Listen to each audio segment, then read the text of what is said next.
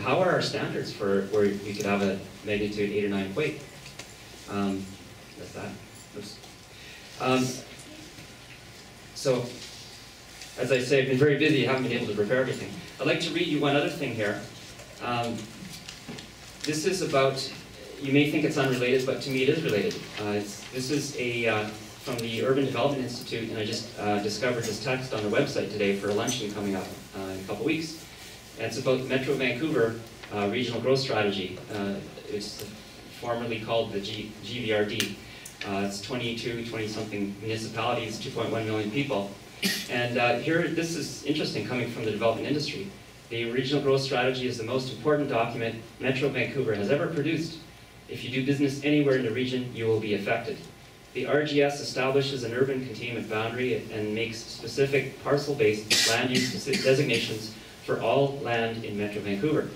The RGS has numerous other provisions guiding densities, industrial use, commercial use, transit, urban centers, and agriculture. Each municipality is required to incorporate the RGS into its planning, which in turn impacts zoning and development approvals, and changes will require municipal and Metro Vancouver's approval. So how many people have actually heard about this before? And, okay.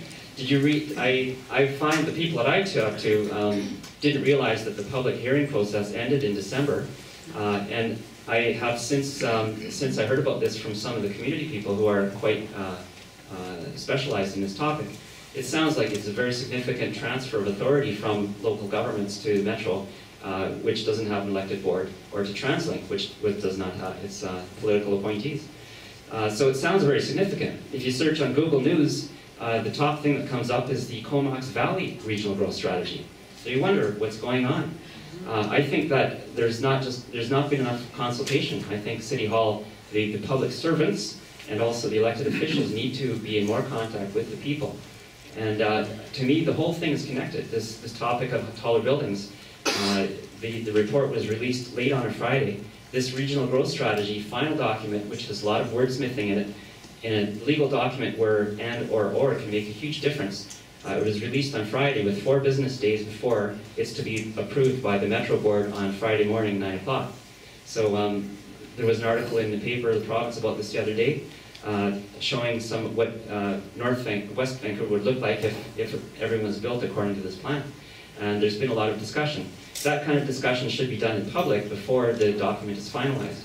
And in fact, on Thursday night, right here in the same room, we're going to have a press conference and a public meeting with an analysis of the regional growth strategy to allow the public, through live streaming and if media come and people come that night, to learn a bit more of the independent analysis of the significance of the regional growth strategy. So with that introduction, we're going to just go ahead. I would like to, it's a very serious topic, but like to make it more community-oriented, try not to get too heated on things. We'll start now with Steve. Thank you very much.